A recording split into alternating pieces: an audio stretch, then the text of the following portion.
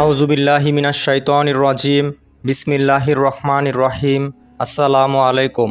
প্রিয় মুসলিম ভাই বোনেরা, আপনারা এই ভিডিওতে দেখুন মোহাম্মদ রফিকুল ইসলাম রফিক নামে। এখানে আতিকুল ইসলাম আতিকও লেখা আছে, তার আসল নাম কি তা আমরা জানি না। তিনি তার ফেসবুক পেজে নানান উল্টাপাল্টা জিনিস পোস্ট করেন, বিভিন্ন ভিডিও আপলোড করেন এবং বিভিন্ন বিষয় সম্পর্কে অনেক কথা বলেন। আমি আজকে আপনাদেরকে স্পষ্টভাবে বলতে চাচ্ছি যে এই ব্যক্তির সাথে আমাদের কোনো সম্পর্ক নেই এবং বাংলাদেশে মোহাম্মদ কাসিমের যে সকল অনুসারীরা আছে, হেল্পাররা আছে, যারা তার স্বপ্নগুলোকে বিশ্বাস করে, তাদের সাথেও তার কোনো সম্পর্ক নেই এবং আমাদের সাথে তার কোনো যোগাযোগ নেই।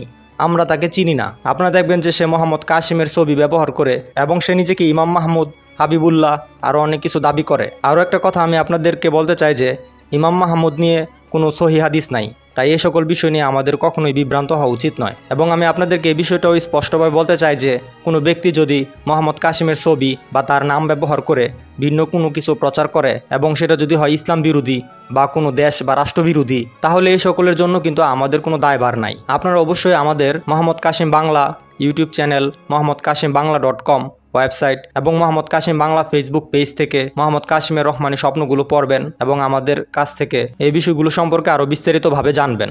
এবং আপনারা আমাদের হোয়াটসঅ্যাপ গ্রুপে যোগ দিতে পারেন। আমার হোয়াটসঅ্যাপ নাম্বারে আমার সাথেও যোগাযোগ করতে পারেন।